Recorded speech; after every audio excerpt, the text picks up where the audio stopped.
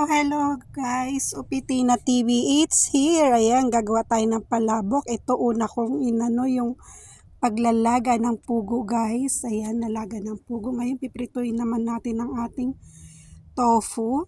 Ayan, pag nag golden brown na, okay na yan. Ngayon, pinagprituan ng tofu, gidyang ko na rin igisa yung pag-aano natin ng sabaw. Yung pinakasos ng palabok, nagisa lang ako dyan ng bawang, sibuyas, saka yung yung giniling at saka konting squid saka hipon para malasa-lasa yung niya, pinaka-sauce niya. Pag ganyan ang guys, golden brown, lagay na natin yung pinarito nating tofu.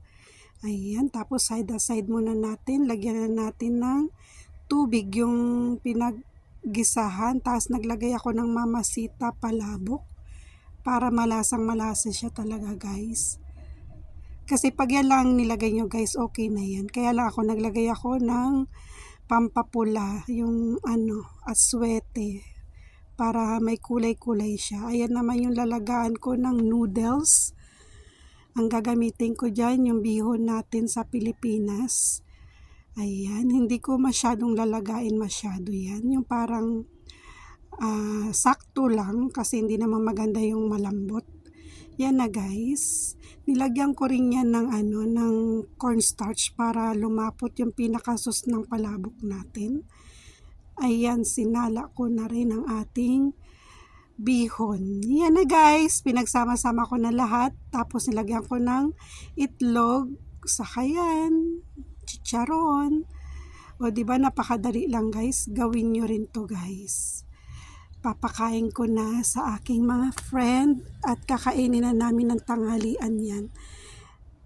Yun lang guys. Ayan. At eto na.